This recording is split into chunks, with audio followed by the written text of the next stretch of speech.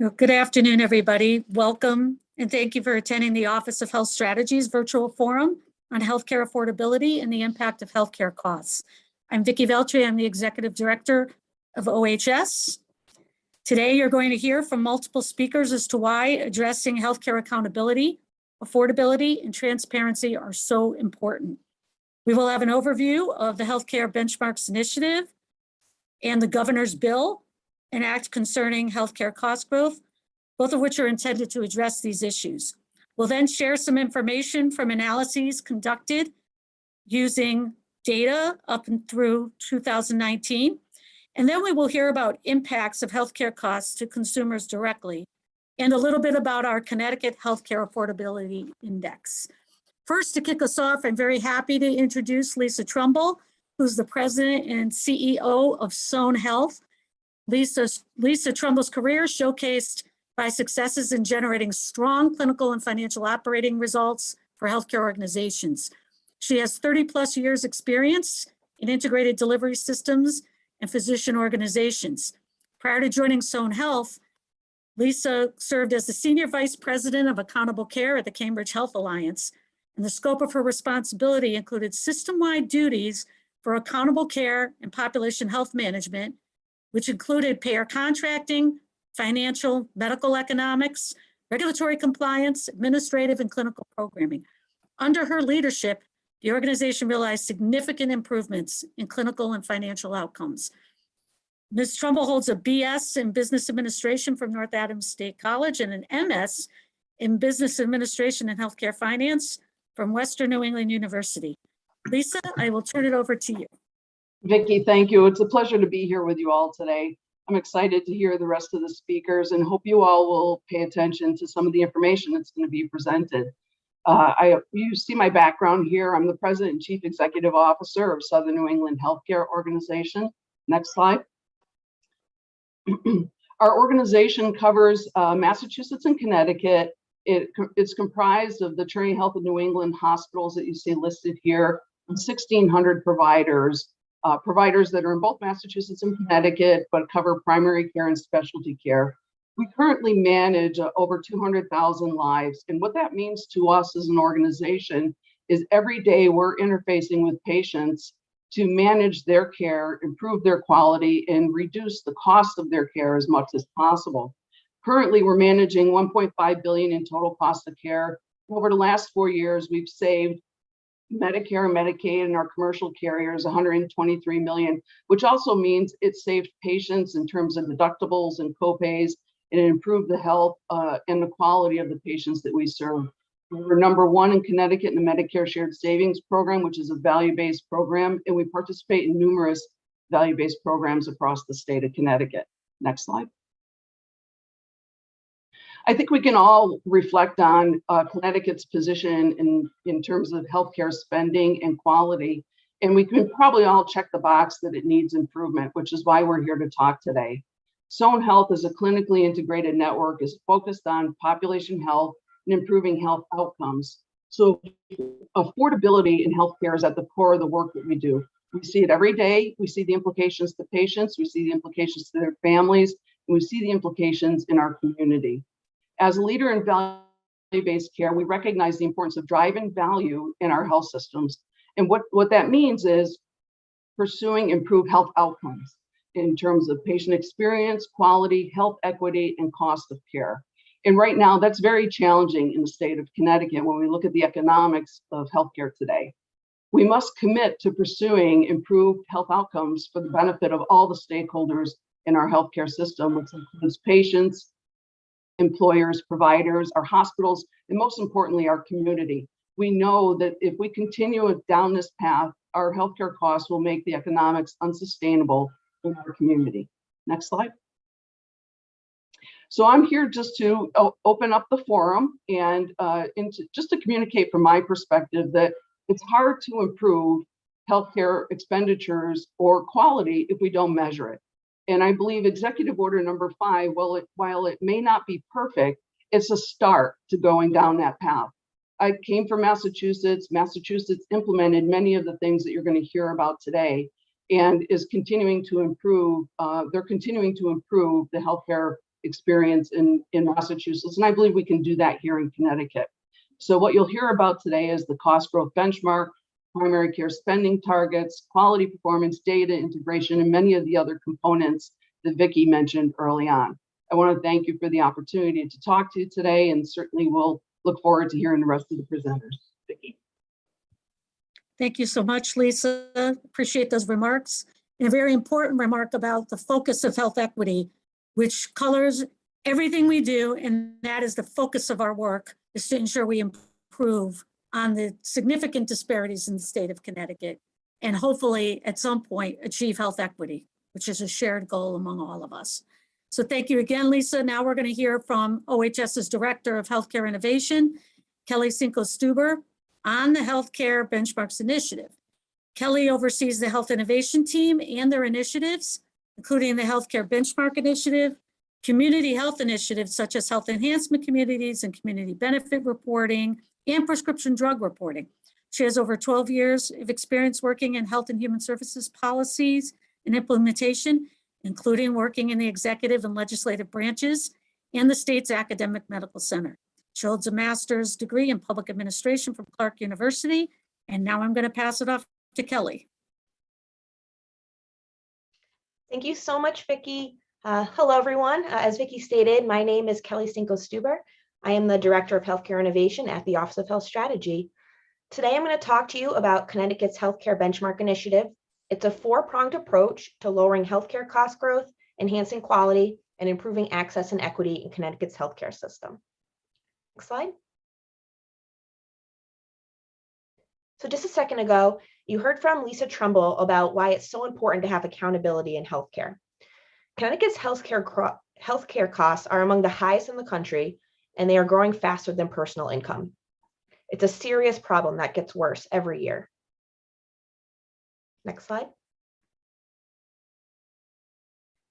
Connecticut also spends more on healthcare than most states.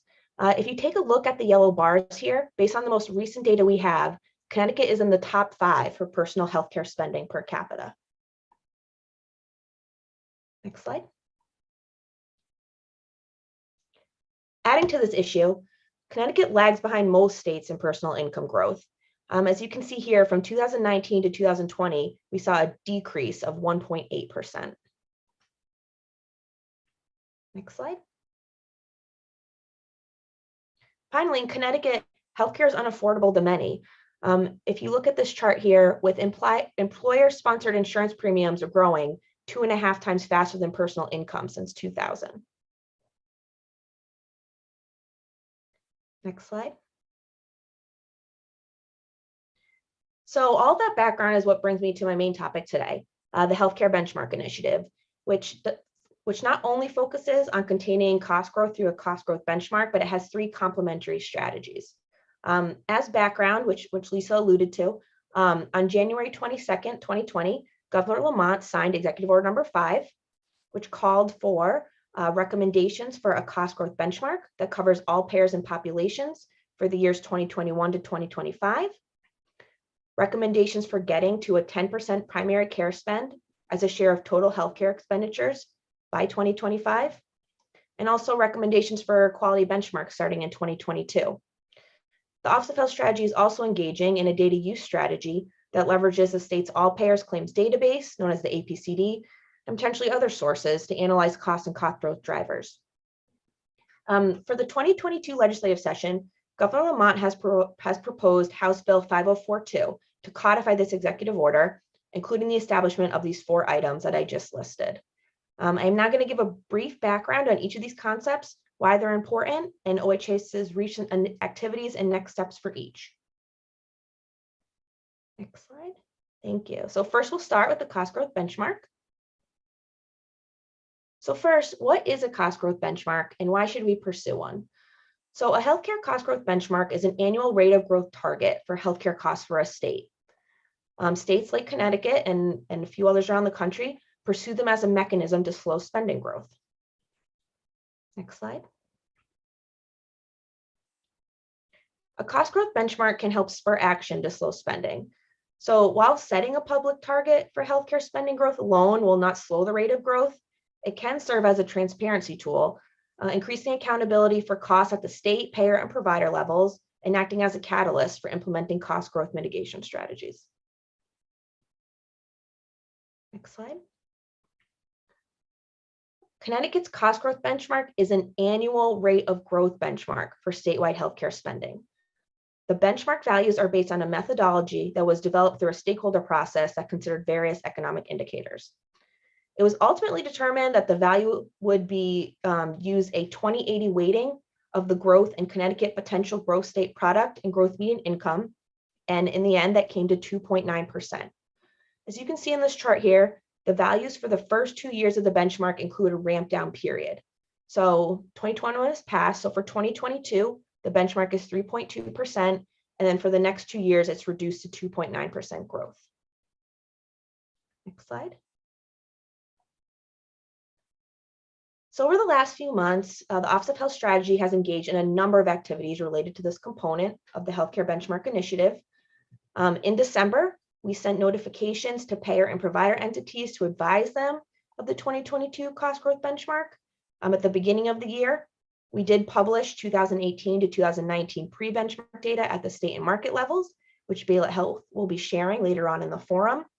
And through its steering committee, we've developed a process and criteria for identifying and recommending cost growth mitigation strategies. Coming up next, we're going to be requesting 2020 benchmark data from payers. And over the next several months, we're going to discuss cost drivers and cost mitigation strategies with our advisory bodies, the steering committee and the stakeholder advisory board, to develop consensus and a collaborative approach to addressing the highest cost service areas. Next slide. So next, I will talk about the second prong of the Healthcare Benchmark Initiative, the primary care spending target. Next slide. So why establish a primary care spending target? Currently, the US healthcare system is largely specialist oriented. Research demonstrates that greater relative investment in primary care leads to better patient outcomes, lower costs, and improved patient experience of care. Some states are strengthening their healthcare systems by supporting improved primary care delivery and increasing the percentage of total spending that is allocated towards primary care. Next slide. So a primary care spending target is an expectation for what percentage of healthcare spending should be devoted to primary care. Executive Order number 5 establishes the expectation that Connecticut will increase primary care spending as a percentage of total healthcare spending to 10% by 2025. And we're not the only ones that are doing this. 5 other states have implemented primary care spending targets with similar or even higher targets than our state. For example, Colorado, Delaware, Rhode Island, Oregon, and most recently, Washington. In Massachusetts, with the support of advocates in other states such as Utah and Nevada, they're also considering legislative primary care spending targets within overall spending targets. Very similar to us. Next slide. So the primary care subgroup, another advisory body of the Office of Health Strategy, recommended and we adopted the primary care spending targets that you see here in December 2021, so a few months ago. The primary care spend targets were set at 5.3% for 2022. This is the baseline level that was calculated for 2019. And then it basically makes equal, near equivalent increases for the remaining years. So as you can see here, 6.9% for 2023, 8.5% for 2024, and 10% by 2025, which as we just spoke about is a target specified in the executive order. Next slide. So what this slide does is shows how the cost growth benchmark and the primary care spending target work together. If you look at the graph on the left, it shows that without the impact of the benchmark or target, spending will continue to rise quickly, and primary care as a percent of overall spending will decline. However, if you look on the graph at the right, it shows what healthcare spending could look like if entities adhere to the benchmarks and target in place. As you can see, the benchmark lowers the overall growth rate, while the target increases primary care spend relative to the overall spend. And what we're envisioning is that the increased investment in primary care is used to create high-functioning primary care teams that are accountable for core functions and for addressing quality and equity performance expectations. Next slide. So for stakeholder engagement, this is something that has been a priority for the office. We are working with community and civic organizations to conduct educational briefings about the Healthcare Benchmark Initiative and the primary care spend target. In 2021, our Consumer Engagement Division actually coordinated outreach to 25 patient and consumer organizations. And of that outreach, 12 organizations were successfully engaged with a total of 90 participants. Coming up this year, listening sessions and focus groups on the Healthcare Benchmark Initiative and the primary care spending target will focus on and engage with multiple stakeholders, including but not limited to persons with disabilities, older adults, community health workers, persons with mental health substance use conditions, young adults, persons with chronic conditions, and patient and family advisory councils. And of course, we're going to continue to encourage input and conduct outreach with other stakeholders such as hospital payers, providers, employers, and more. All right, next slide. For recent activities, the office has been working on a draft plan to enhance primary care in Connecticut. We've received feedback from various stakeholder groups. As I noted before, the targets have been established and payer and provider entities have been formally notified on the established targets for 2022. And coming up, like I said, the office is going to continue focusing on stakeholder engagement with an emphasis on patient listening sessions. And we're going to work to increase access for Connecticut residents to advanced high quality primary care. Next slide. Next, I'm going to talk about the quality benchmark portion of the Healthcare Benchmark Initiative. So first, what are quality benchmarks? Quality benchmarks are targets which all public and private payers, providers, and the state work to achieve to maintain and improve, most importantly, healthcare quality in the state. They may include clinical quality measures, under and over utilization measures, patient safety measures, among others.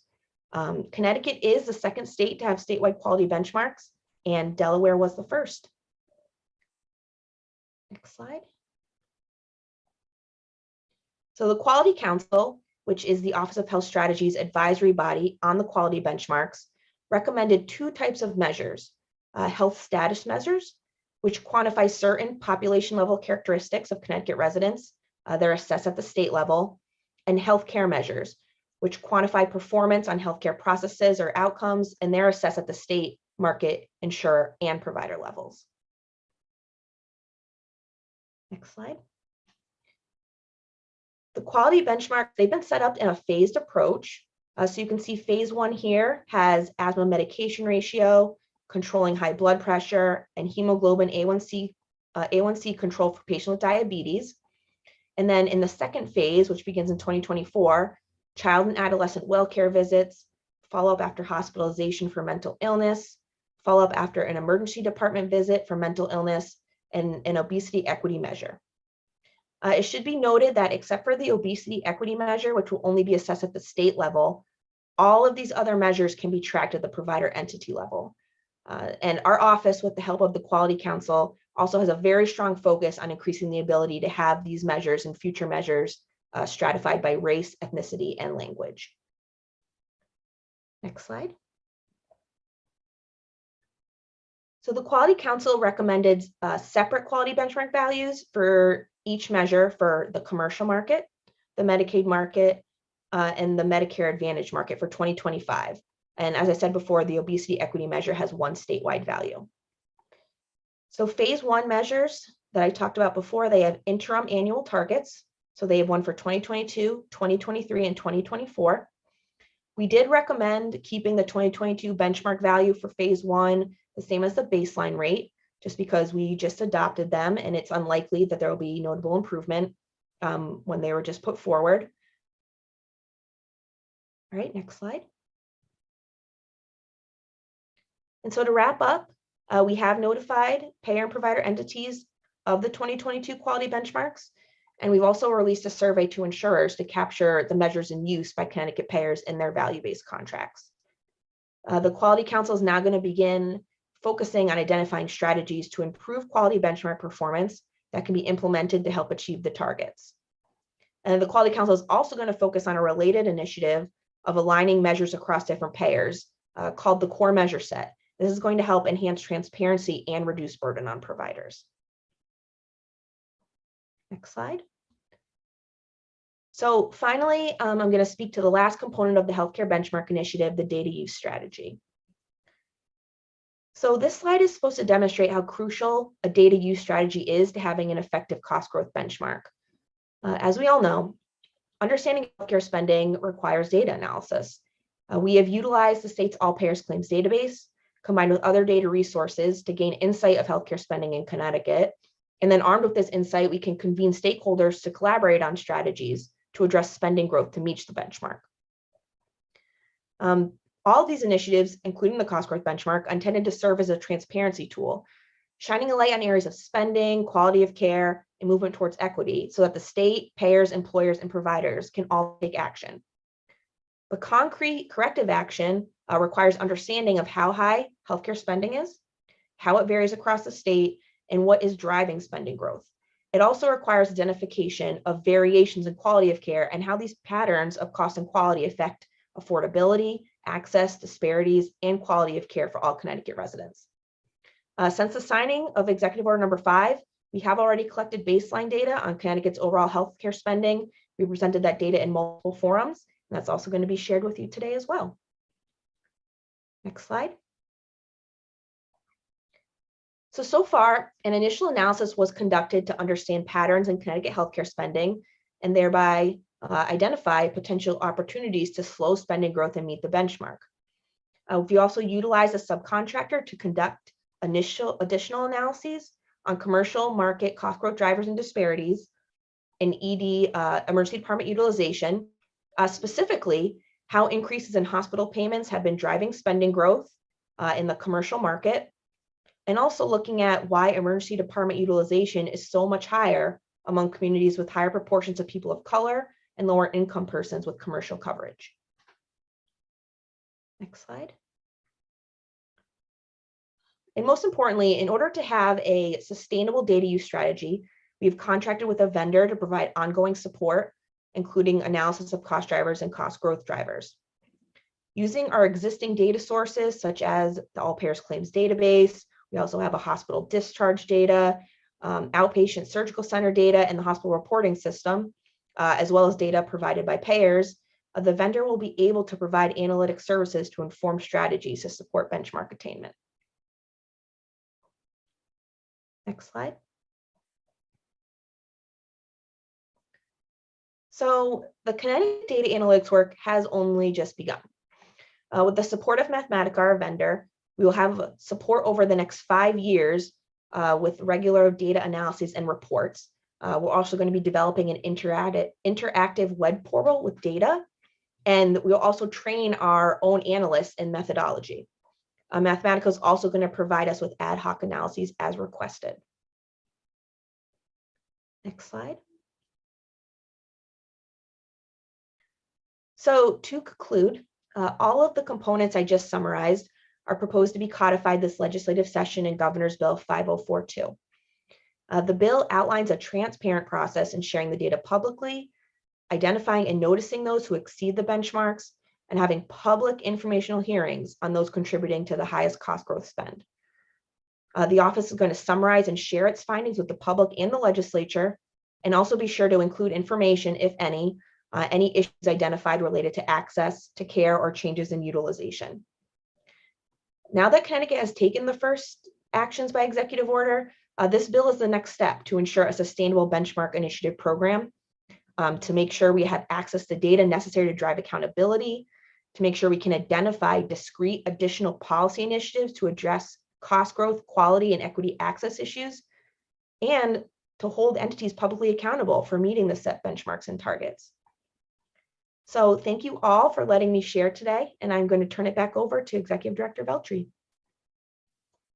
Thank you so much, Kelly, for introducing the topic and giving some detail on the progress to date. Now we're going to turn to a review of the pre-benchmark analysis. We'll hear from Michael Baylett from Baylett Health regarding the findings from that analysis. Just a little bit about Michael. Michael founded Baylett Health in 1997 to support state purchasers and regulators. His work focuses on helping states influence healthcare markets to operate effectively and efficiently as possible on behalf of patients and purchasers. For the past 2 years, Michael's been engaged with OHS on our implementation of Governor Lamont's Executive Order number 5. He and his colleagues, as part of the Peterson-Milbank program, of which Connecticut is also a participant, he's also assisting the states of Nevada, New Jersey, Oregon, Rhode Island, and Washington with similar efforts involving cost growth and quality benchmarks and primary care advancement. With that, I'm going to turn it over to Michael. Thank you, Michael. Thank you, Vicki. Good afternoon, everyone. It's nice to be with you. Next slide, please. So a few minutes ago, Kelly reviewed for you Executive Order number 5, and in particular, for purposes of my presentation, the Cost Growth Benchmark Program. As a reminder, the Cost Growth Benchmark is a per capita rate of healthcare spending growth for total healthcare spending in the state. You can see the benchmark values in the table on the left. What I'm going to share with you are trends in healthcare spending for a time period that preceded the effective date of the benchmark. The benchmark became effective January 1st, 2021. We measured what annual spending looked like between 2018 and 2019. And the reason we went so far back was we wanted to measure what spending looked like before the onset of COVID, given the disruptions and aberrant patterns of utilization that occurred during 2020. So by looking at what happened between 2018 and 2019, we get some sense of what trends were before both the Cost Growth Benchmark Program and the onset of COVID. Next slide, please.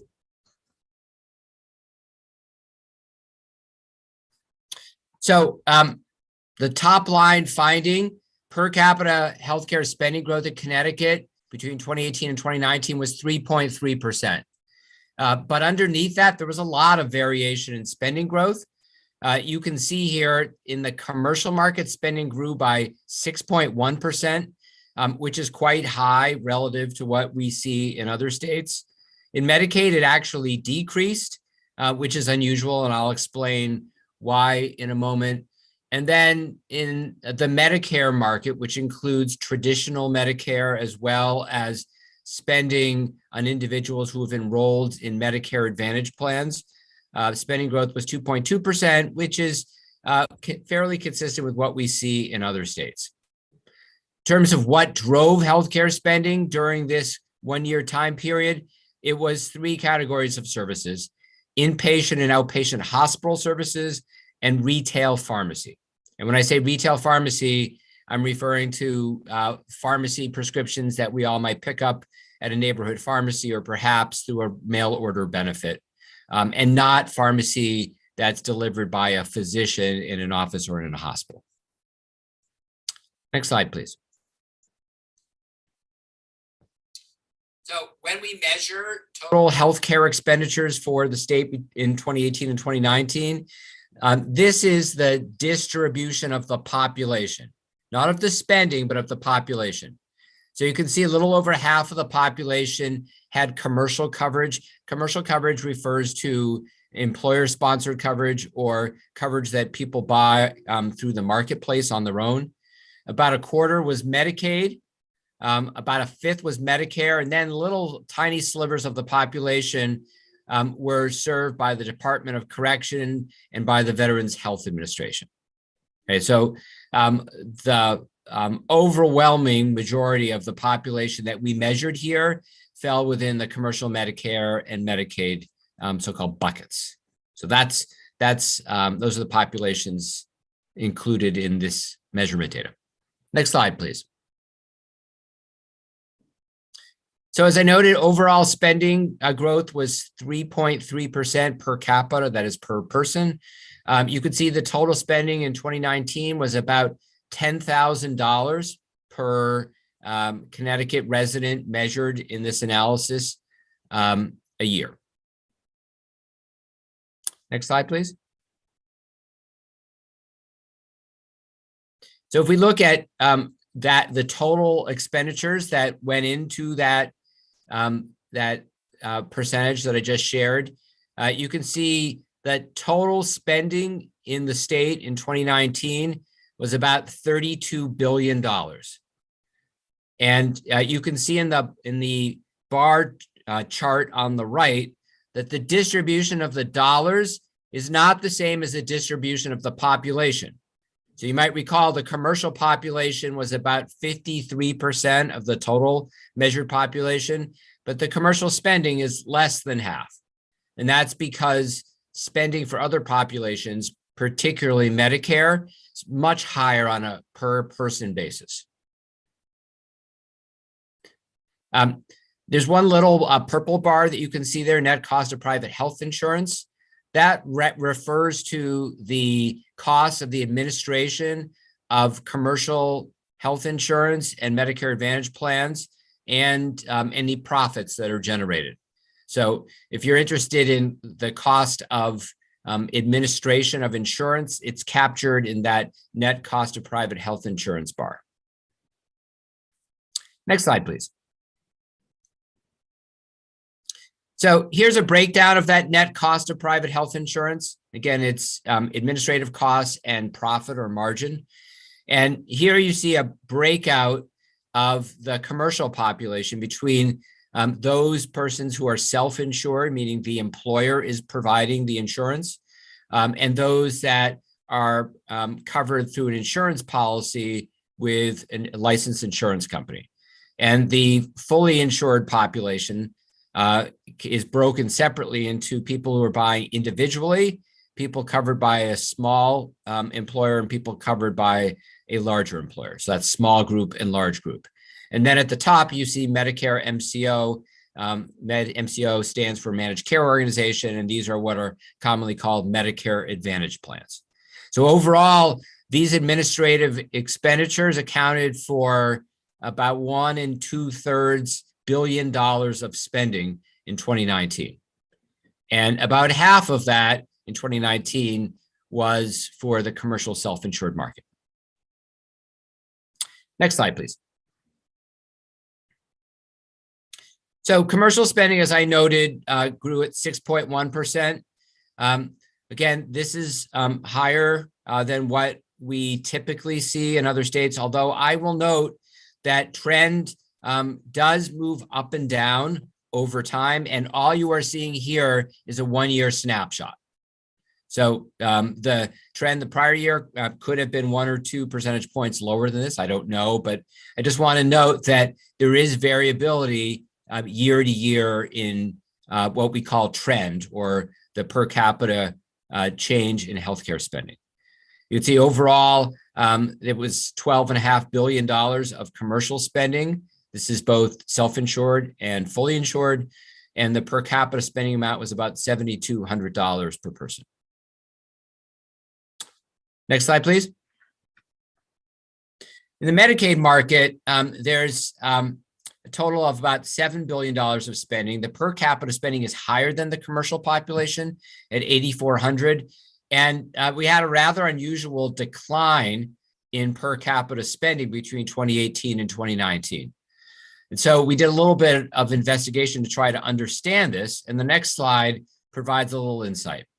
What we found was, next slide, please, that when we removed long-term care expenditures, Medicaid total medical expense on a per capita basis actually grew 2.1%, which is more in an expected range. So clearly there was something unusual that was going on with long-term care, which is a significant percentage of Medicaid spending not found significantly in Medicare or commercial spending. And that caused, for this 1 year, the overall decline in per capita spending. Next slide, please. And then finally, for Medicare, the growth was 2.2%. The per capita spending much higher than in commercial and Medicaid at $15,000 per person per year, and a total of $10 billion of spending. So you can see the trend rates for the 3 markets differed quite a bit for this 1 year of 2018 to 2019. Next slide, please. So now I want to look into what was driving healthcare spending.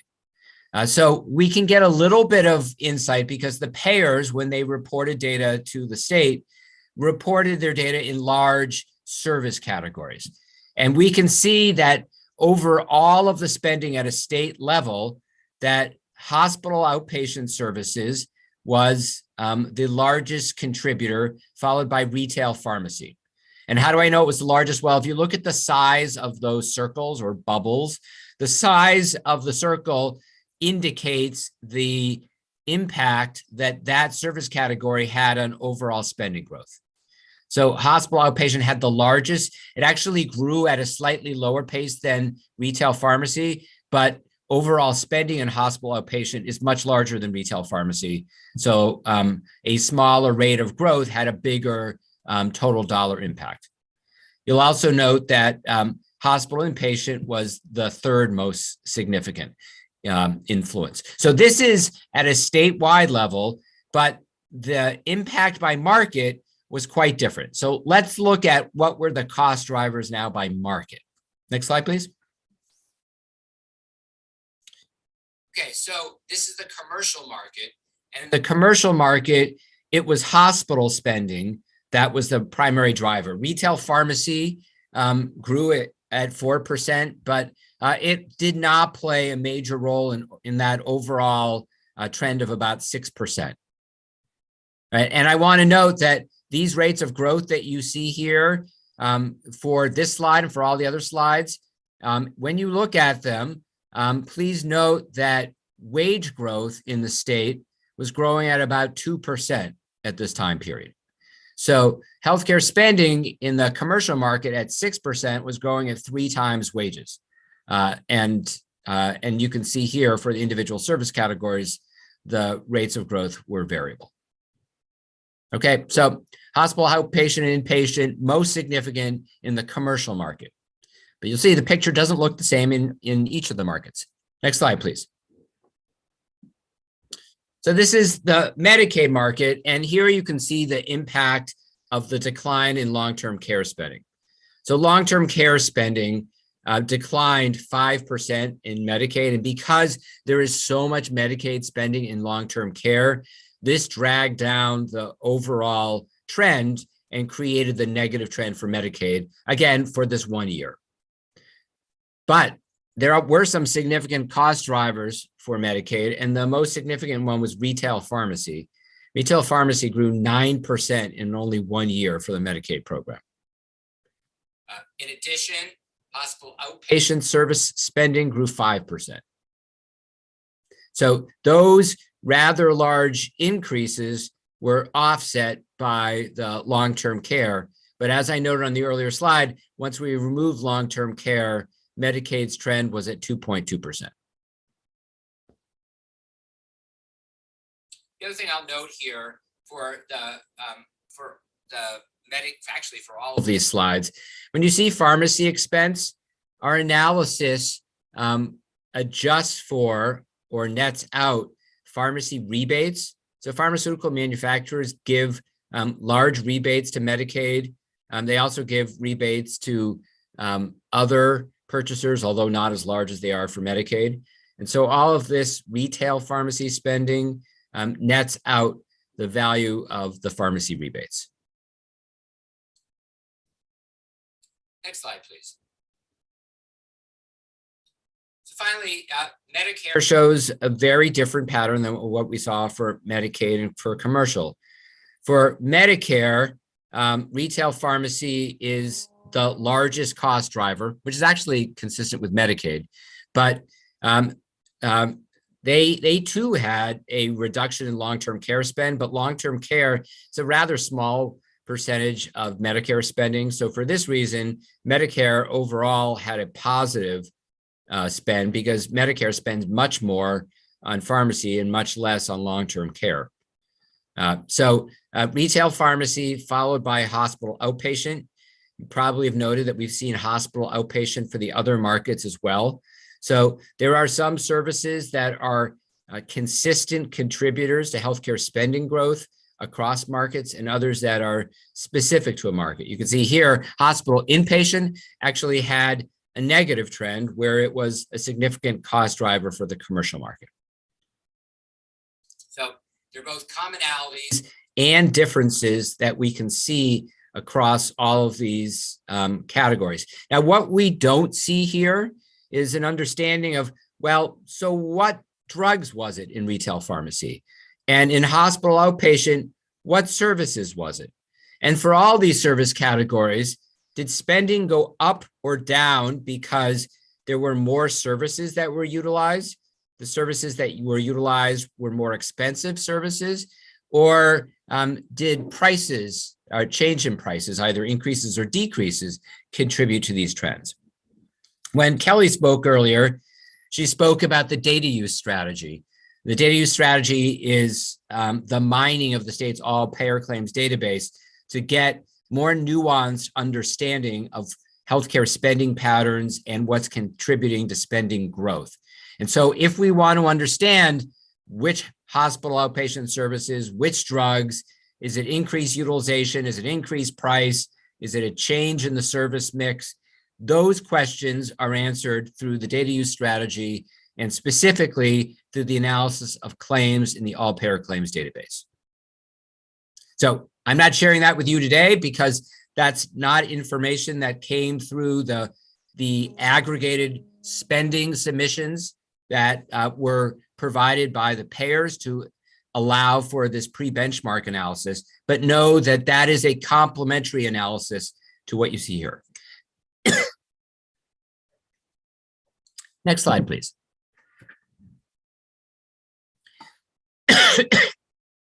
Okay, so if we look across all of the three markets and at the state level measurement, there are some patterns that jump out.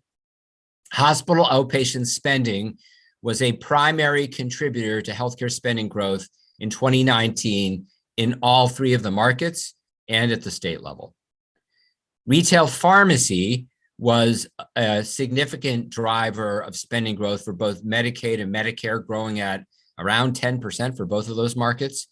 It was not a significant cost driver for the commercial market for this 1 year, but it too was a significant cost driver and a leading cost driver at the state level.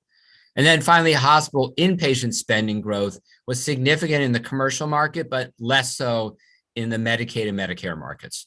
So for this reason, if we list in short order what drove healthcare spending in Connecticut in 2019, it was retail pharmacy and hospital outpatient primarily, and hospital inpatient spending secondarily. So as we look at information like this, the next question is, well, why? What was happening? And again, that's what the data use strategy is intended to do, to mine claims data and get greater insight. And with that insight and hopefully understanding of what's contributing to spending growth, there's then the ability to identify strategies to mitigate future cost growth. And ultimately, the reason for doing all of this measurement and for setting a cost growth target is to adopt data-informed, evidence-based strategies that will slow healthcare spending growth in the future and make healthcare coverage more affordable for individuals, for employers, and for state government, all payers of healthcare services in the end. So that's the end purpose of all this. You're not seeing that in this presentation. You're just getting some contextual information to develop some initial understanding of what was driving spending growth. But all this analysis is a means to an end that certainly extends beyond the analysis. And I think that is my last slide. Okay, thank you, Michael. Thanks for providing us with an overview of the pre-benchmark cost growth data. And we just want to let the audience know that these data through 2019, we'll be collecting 2020 data shortly, and then we'll be collecting 2021 data, where we will see the impact of the pandemic on healthcare costs and healthcare utilization over that 2-year period. But as a reminder to our audience, the benchmark strategy is a long-term strategy and is one where we want to track costs and the use of services over time so we can work together to see how best to utilize services across the state of Connecticut for the future. With that, We're now going to take a very short break, a 5-minute break. And when we return, we're going to hear from a patient regarding his experiences with healthcare in Connecticut. So we'll be back in about 5 minutes. Stay tuned.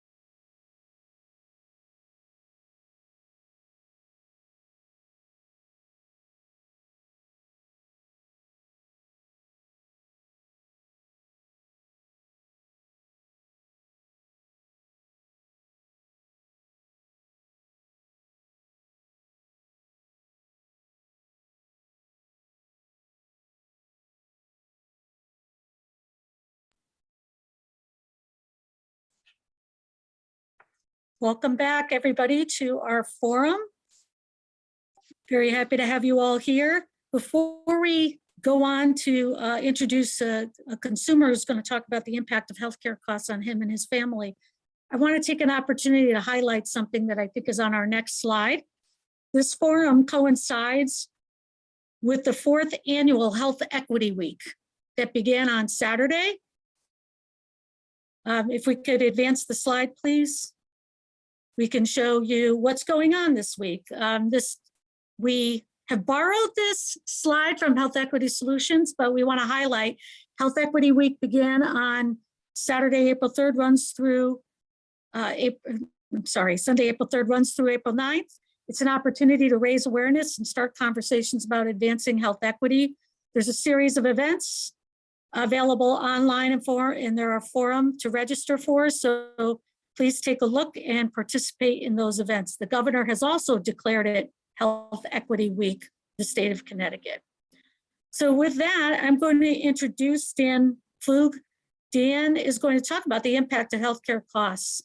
Healthcare costs can be felt at every level, from the state all the way down to an individual and individual's insurance. You'll hear from Dan about his family's experience with the healthcare system in Connecticut. So I'm going to turn it over to Dan.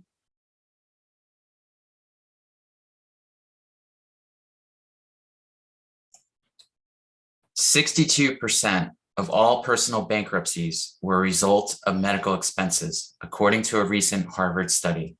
72% of those who filed for bankruptcy due to medical expenses even had health insurance.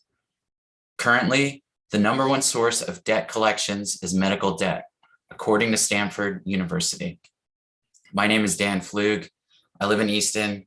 My family has been impacted by the exorbitant cost of healthcare. 10 years ago, my wife was diagnosed with multiple sclerosis. For those who are not familiar with MS, it is a neurodegenerative autoimmune disease. Basically, your immune system starts attacking itself. My wife started out with some tingling in her extremities, then it grew into pain in her arms and legs. And in 2017, things started getting bad. She would struggle each morning just to take a shower. Her vision became blurry, and it was difficult for her to care for our newborn son and 2-year-old daughter. At that point, her team of neurologists and doctors recommended a medical treatment that showed success in others with a similar MS profile. The doctors gave us some hope, and we were excited. And then we were notified that the claim was denied by our health insurer, Anthem Blue Cross Blue Shield. I told my wife to worry about her own health and take care of her body, and that I would worry about figuring out how to pay for the treatment. We appealed the denial by the insurance company. We requested a peer-to-peer review. It was skipped by Anthem, even though it was required under Connecticut general statutes. We enlisted the help of the Connecticut Office of the Healthcare Advocate, the OHA, who are a great resource to policyholders. But ultimately, our appeal was denied as well. Because of the insurance denial, I ended up having this $125,000 medical bill spread across 7 or 8 different credit cards. I'm here to tell you firsthand, when you have a spouse suffering, the last thing you need is the weight of this financial stress and what felt like a David versus Goliath fight with an insurance company. My story is not really unique at all. All you need to do is look on GoFundMe, and you'll see many similar stories. Families here in Connecticut see the rise in healthcare prices hitting them on a daily basis. One common problem, which isn't widely discussed, is that coverage of claims that were just copays in the past are now shifted over to the deductible instead. For example, an ER visit or a childbirth claim under my insurance plan used to be a $250 copay.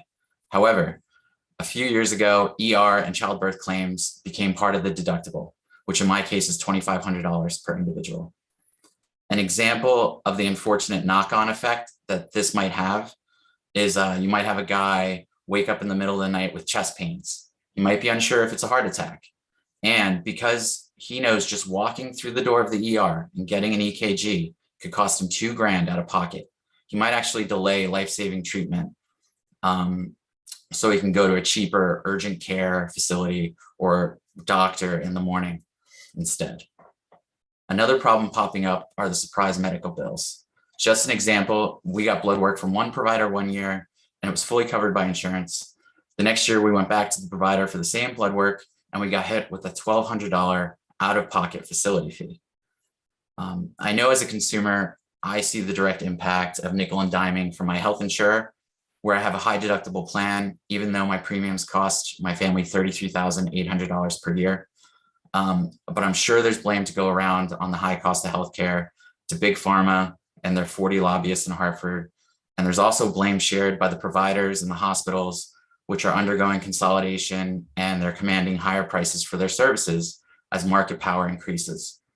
I understand we live in a capitalistic society, but in order for capitalism to work, we need laws which are fair to the consumers, and corporations need to play by those rules. Insurance is supposed to act like a safety net for its consumers, but instead it's acting like a money train for executives. Please help the people of Connecticut. Thank you, Dan, for sharing your family's personal story and explaining why this work is so important. Your presentation really does reiterate what's happening out in the market. Underlying costs are really driving changes in the cost to health plans, shifting costs onto consumers in the forms of higher deductibles and out-of-pocket costs that just is unsustainable for the future. Next, we're going to have a presentation showing the impacts of the pre-benchmark data in conjunction with the Connecticut Healthcare Affordability Index. This discussion will be led by Josh Wojcik and Lisa Manzer. Josh Wojcik is currently the Director of Healthcare Policy and Benefits at the Office of the State Comptroller in Connecticut.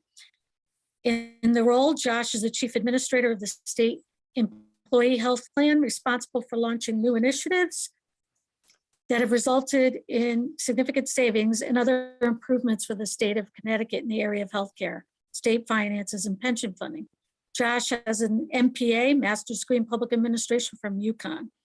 Lisa Manzer has been working with Josh and with OHS on developing self-sufficiency standard methodology for 2 decades. She's currently the Director of the Center of Women's Welfare at the University of Washington and serves as a principal investigator with a broad background of research experience concentrated on poverty policy. So with that, I'm going to hand it over to Josh and Lisa to make their presentation. Thank you very much, Vicki. So as Vicki just mentioned, in this portion of the presentation, we're going to take a look at an analytic tool designed to assess the impact of policy interventions on healthcare affordability for Connecticut households. The Connecticut Healthcare Affordability Index, the CHI, as I'll refer to it as we continue to go through this presentation. So for background, the CHI seeks to identify a maximum percentage of income a household can spend on healthcare while still leaving room to cover other expenses required to meet basic needs. Now, as you can imagine, the cost of basic needs can vary based upon each household, and the CHI seeks to make adjustments for various factors that can impact overall household costs, including the household type. So which individuals actually live in the household. Certainly a household with 2 working adults is going to have very different expenses than a household with a single working adult and 2 young children. Geographic region, I think we all know how expenses can vary across even our small state of Connecticut. Health risk factors, and this is important because this measurement includes both premium costs and out-of-pocket costs. And while premium costs generally will not adjust relative to health risk factors, out-of-pocket costs certainly do. And finally, the market through which a household can access health coverage. And what we mean there is, are you accessing your coverage through Medicaid, through an employer-based plan where the employer is picking up a large portion of the premium, or are you purchasing that through the individual market where you are fully responsible for the premium costs and all out of pockets. So depending on the above factors, we've determined that in general, Connecticut households can afford somewhere between 7% and 11% of total household income for healthcare costs. Next slide, please. So in order to demonstrate how the CHI can actually be used to understand the impact of policy solutions on healthcare affordability, I'd like to review the projected impact of the implementation of the healthcare cost growth benchmark that we've heard so much about in the earlier presentations. For this analysis, we're going to review two potential future states in terms of, and we're going to focus on commercial hospital expenditures. So in the first scenario, we're going to assume that in the absence of the cost growth benchmark, potentially future hospital, commercial hospital expenditures would grow at the rate that they did between 2018 and 2019. And these percentages actually reflect the total statewide growth. The commercial growth was actually quite a bit higher. So this assumes even a moderating of some of the growth that was seen between 2018 and 2019. And we're going to compare that to what the hospital expenditures would be if they actually met the projected cost growth benchmark through 2025. And when we run these two scenarios, we find that the cost growth benchmark scenario results in $1.1 billion less spending in 2025 on hospital costs, which is about 14.2%. And that would have around about a 5% impact on insurance premiums, a little bit more impact on the employer market than the individual market due to lower administrative costs there. But normally that's sort of where our analysis would end. But with the healthcare affordability standard, we actually want to take it one step further and identify what those savings actually mean in terms of household affordability relative to healthcare expenditures. And to dive deeper into that, I'm going to turn it over to Lisa Manzer.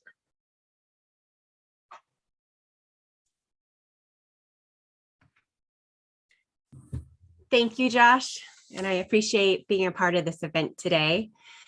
Today, I'll be providing a quick overview of the methods going into the Connecticut Healthcare Affordability Index, along with our findings incorporating the cost growth benchmark. You could get the next slide, please. Great. So we first developed the Connecticut Healthcare Affordability Index in 2020, and it has really stayed a living tool that has continued to cycle through our research process every time we incorporate a new model, such as the cost growth benchmark. We've been generating a lot of data throughout this process, and I'm hoping this data is now becoming a tool that is helping to increase the understanding of healthcare costs, along with the challenges that Connecticut residents face in meeting their basic needs. So we start the process by defining the income needed to meet basic needs, including healthcare. What do families need to get by to avoid experiencing hardship? And this is called the CHI income threshold. We then, our next step in our process is to code households in the American Community Survey with the CHI income threshold. And that allows us to estimate and identify how many Connecticut households are at risk of not being able to afford their basic needs with this CHI measure. We then continue to build upon this research to estimate the percentage of households with healthcare costs that exceed between about 7 to 11% of income. That's the max.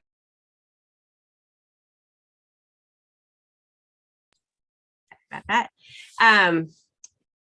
That's about how much households can typically afford according to our CHI spending target developed last year. And then finally, the process involves introducing a policy model, such as the cost growth benchmark, which will be the focus today. And then we go through and repeat that cycle with the new models.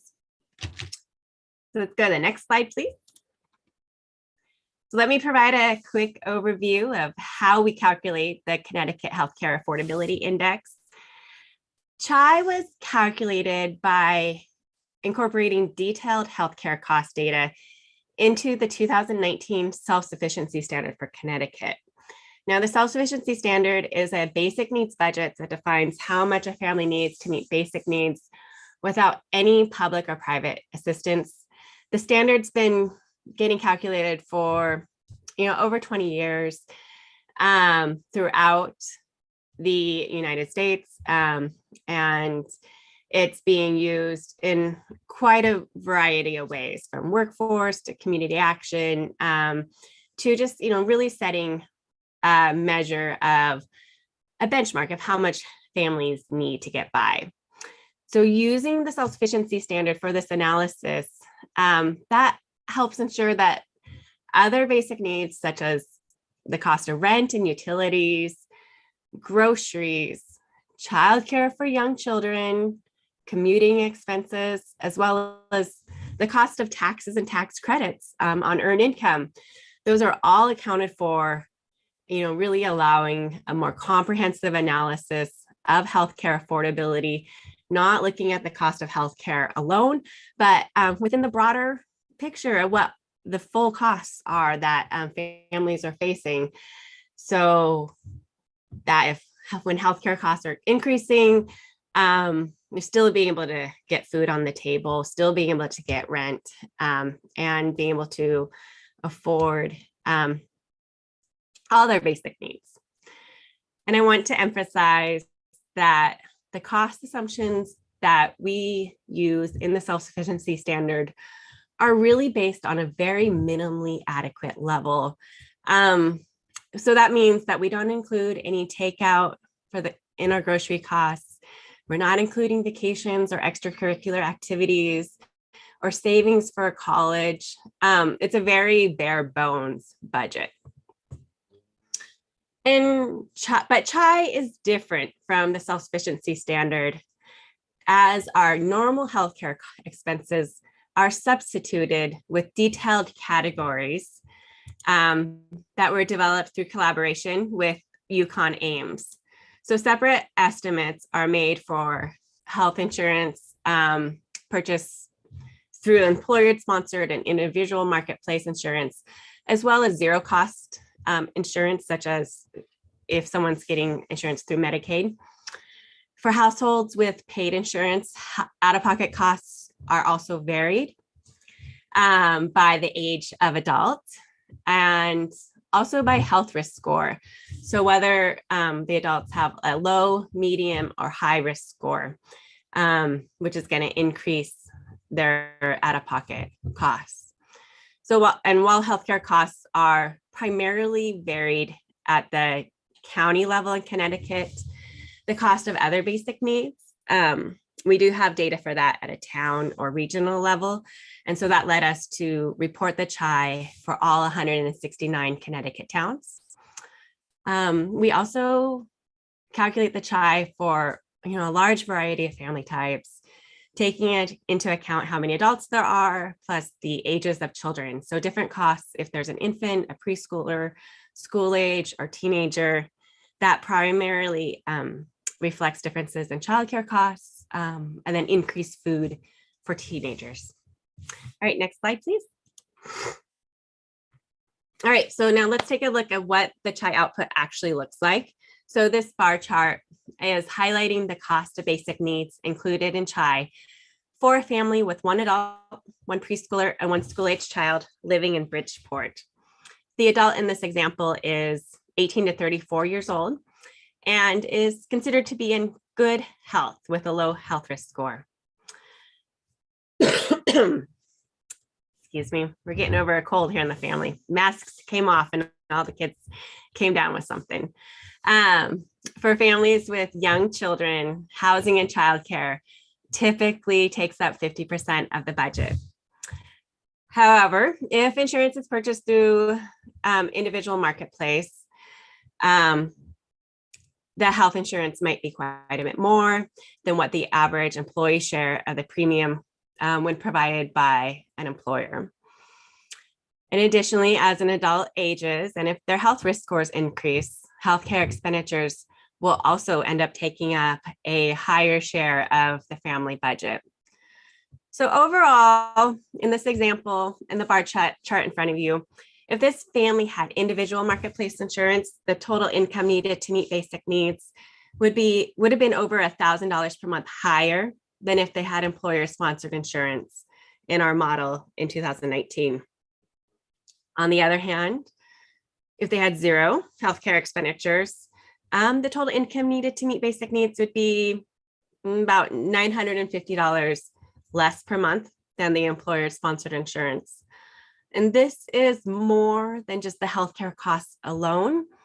As we go through the process of recalculating what their income taxes and tax credits would be based on what their earnings would need to be to cover all these costs.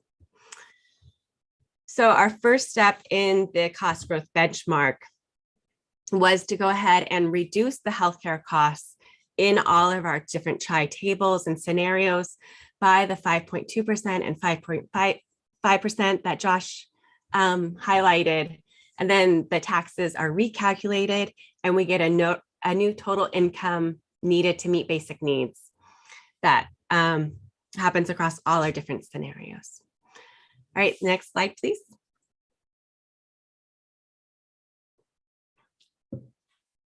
So our next step in the process, so we calculate our income thresholds, and then we go on to look at which households cannot afford their basic needs.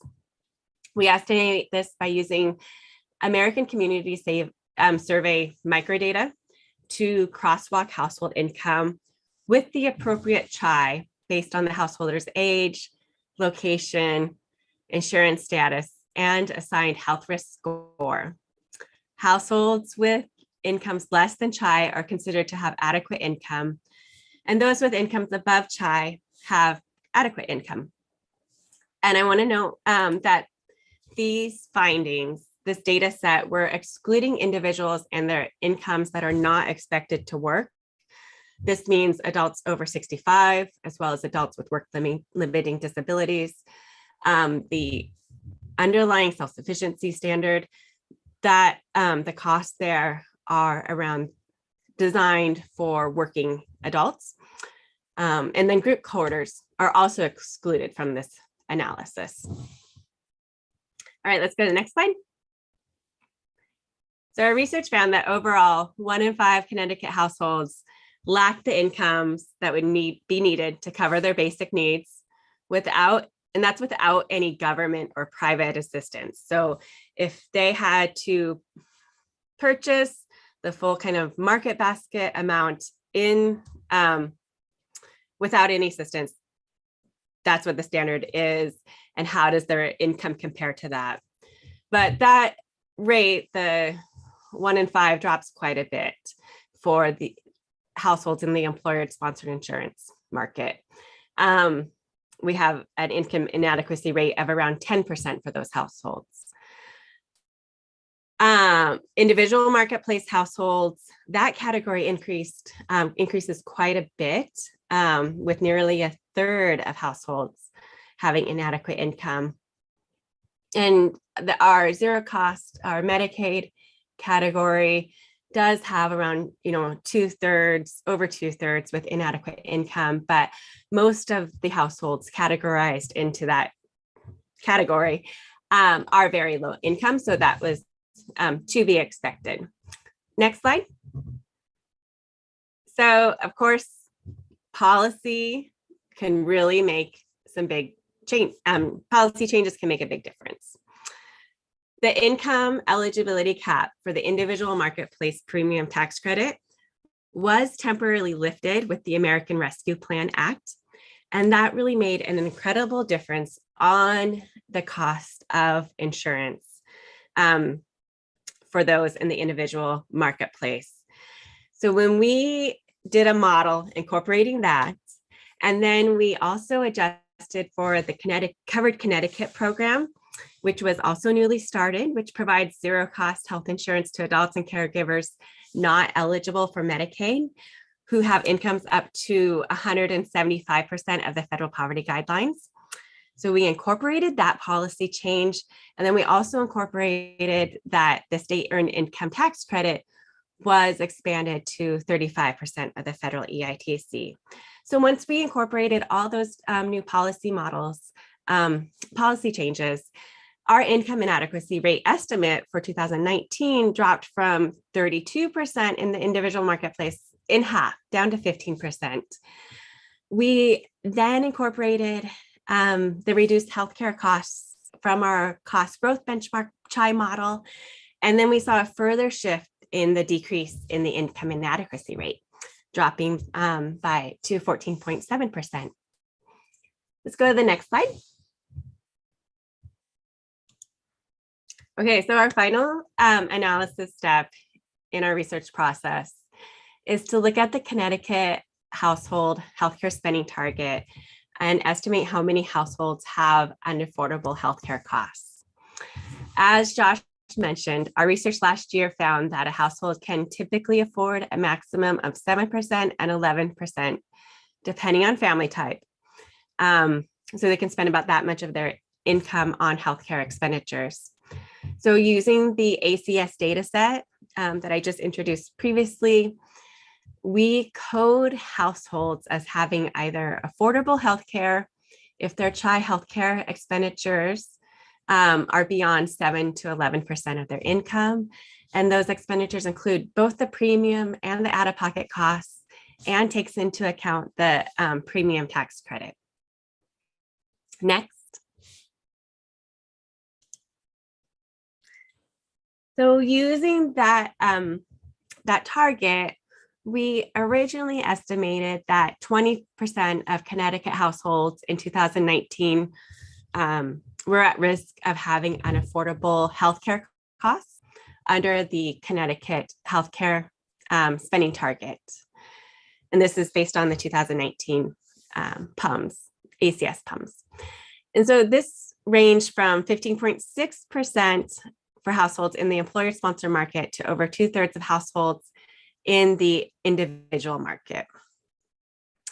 However, after we accounted for the temporary ARPA change, which removed the premium tax, the income cap for the premium tax credit, incorporated that Covered Connecticut program and the expanded state EITC, the overall rate of unaffordable healthcare dropped from 20% to 14.9%. Most dramatically, the unaffordable healthcare rate drops in the model by 32 percentage points in the individual marketplace. So what we did with the cost growth benchmark is we repeated this analysis, and we found that overall we had over a 1% decrease in unaffordability rates overall, although over a 2% decrease in unaffordability rates among individual marketplace households. We'll go to the next slide. So overall, we estimate that lowering healthcare costs using the cost growth benchmark would have the impact of making healthcare costs affordable for over 14,000 additional Connecticut working age households. Note that this excludes a very big portion of households that do have high healthcare costs, including those over 65 and those with a work limiting disability. So I would anticipate that these results would have a much even more dramatic impact if those groups were also included here. All right, and I have one more slide, please. And then I just want to make a final note that all this data will be available in our CHI interactive tool. And this interactive tool includes detailed demographic breakdowns across all the different policy models that we're doing. And it'll be launched soon on the Connecticut Health Score website. And as we go through the process, we'll be continuing to update the CHI interactive tool throughout the year as further policy models are integrated into this CHI analysis. Right. And we've developed so much data, and it's all really going to be on this tool. And so I hope when it launches, everyone has a chance to really get a chance to explore. So thank you for letting me share a bit about our CHI research, and I'll pass it back. Okay, thank you so much, Josh and Lisa. Yes, the interactive tool will be up shortly on healthscorect.gov, which is a joint website really by the Comptroller's Office and OHS, where we share this tool. There are other things on that site, but this tool is a highly interactive tool. You can search by age, you can search by town, you can search by many, many things to find the impact on healthcare policy. One thing I want to note is Lisa did this analysis which showed 14,000 additional households could have affordable health care based on this one analysis. And that excludes the even higher impact for other households that were not included in the analysis. But this is the impact just on hospital outpatient and inpatient costs. It is not the impact of the full set of cost drivers driving healthcare costs. So we would anticipate an even higher impact had we included pharmacy and all the other healthcare costs in this tool. This was to give an illustration of how the CHI works and how the benchmark, if we follow the benchmark, how we can impact healthcare costs for the future. So stay tuned, because I anticipate we will be doing further analyses involving all the drivers of healthcare costs to see how that could be impacted.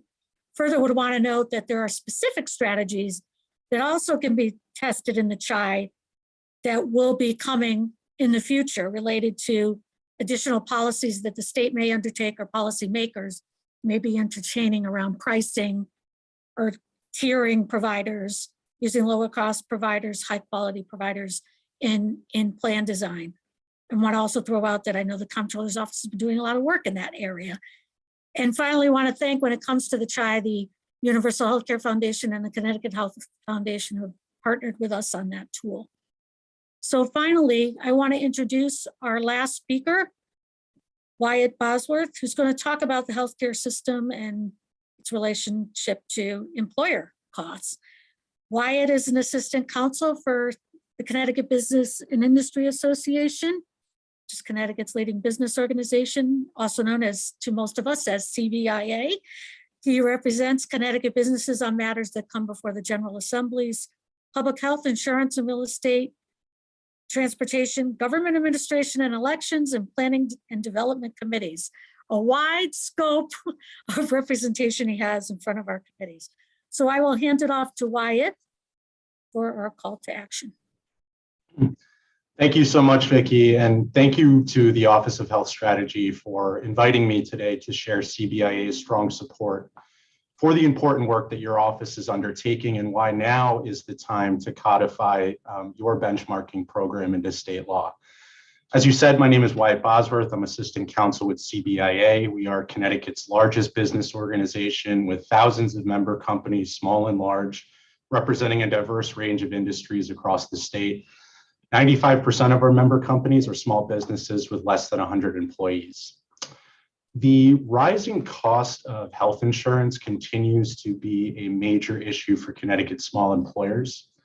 Just by way of example, in a recent survey to our membership, 90% of our members reported offering health insurance to their employees, and over 98% of our businesses reported that they were very or somewhat concerned with rising healthcare costs.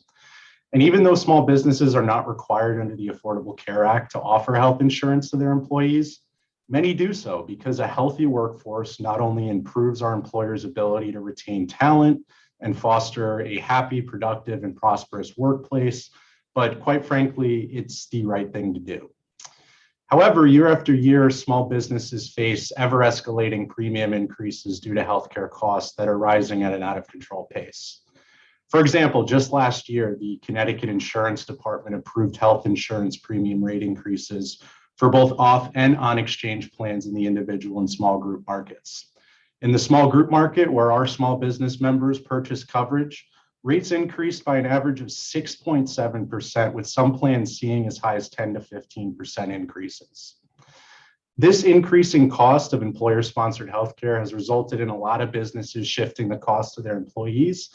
And in some cases, because under the ACA, they're not required to offer health insurance, some businesses just stop offering coverage altogether. And you heard from Kelly before, citing a really alarming statistic that in Connecticut, worker contributions to employer-sponsored insurance premiums have grown 2.5 times faster than personal income since the year 2000. So with the underlying cost to healthcare, with the underlying cost to healthcare rising at a pace that small businesses simply cannot keep up with, it has never been more important to not only annually expose the cost drivers that make health insurance unaffordable, but also incentivize payers and providers to rein in costs, as well as craft careful public policy that follows the data. And House Bill 5042 allows us to do all of this. House Bill 5042 makes the Office of Health Strategy's cost growth benchmarking program a permanent fixture to improve healthcare quality, transparency, and affordability. The bill also serves as an important tool for policymakers to utilize in order to identify and address specific cost growth drivers and address it through legislation. To date, a number of other states have established cost growth benchmark programs similar to what Connecticut is rolling out. Massachusetts, for example, the first state in the country to adopt a cost growth benchmark, found that from 2012 to 2018, annual healthcare spending growth averaged 3.38% below the state benchmark. And commercial spending growth in the state has been consistently below the national rate every year since 2013. This translated to employers and consumers paying an estimated $7.2 billion less than they would have if the state's spending growth had matched the national average. Another important part of House Bill 5042 revolves around codifying OHS's work regarding the establishment of a primary care spending target. Connecticut's healthcare system is currently largely specialist-oriented, but research after research has shown that greater relative investment in primary care leads to lower costs, better patient outcomes, and improved patient experience of care. Our neighbor to the east, Rhode Island, has allocated more resources to bolster primary care delivery, and the results have been positive. Directing more patients to primary care services is good public policy and is a central tenet to this bill. In closing, with healthcare rising exponentially every year and the negative economic impacts of COVID-19 pandemic still lingering, it has never been important for the state to direct resources and personnel to incentivize payers and providers to rein in costs. House Bill 5042 is an important step that allows OHS to continue the good work of exposing the true drivers in healthcare, working with stakeholders to bring down the costs, and providing valuable data to policymakers to craft legislation that will improve healthcare access and affordability to residents and businesses in Connecticut. So in closing, CBIA and our member companies, which include pharmaceutical, hospital, and insurance carriers, are ready to assist and collaborate with OHS on this important initiative. Tackling the rising cost of healthcare will be a team effort, and the business community is here to help. Thank you again, Vicki, for inviting the business community to be part of this important discussion and past discussions in the past. And we look forward to working with you and your staff to get House Bill 5042 on Governor Lamont's desk this spring. Thanks so much. Thank you so much, Wyatt, for your comments, and appreciate the support of the business community and your support as we move forward throughout this process. I want to thank everybody today, all of our speakers, for participating in today's forum. I want to thank our team who put this together, too many people to identify. I want to thank the Peterson Milbank program, which provides the Office of Health Strategy with significant support on the work we're doing, but most especially Governor Lamont for his vision in supporting this work on the healthcare benchmarks initiatives. It's our goal to work to provide residents in Connecticut with healthcare affordability and accountability in that healthcare. I heard a lot of discussion today on how residents and businesses in Connecticut are affected by unsustainable healthcare costs and how the initiatives we're working on can help, with the first step being transparency and sharing our data so we can work collaboratively in the future. I do look forward to the work ahead and welcome any of you watching to contact us with any questions, any thoughts, ideas, or concerns. And with that, we're at the end of the forum. Thank you very much, everyone, for joining us. And until next time, we'll see you.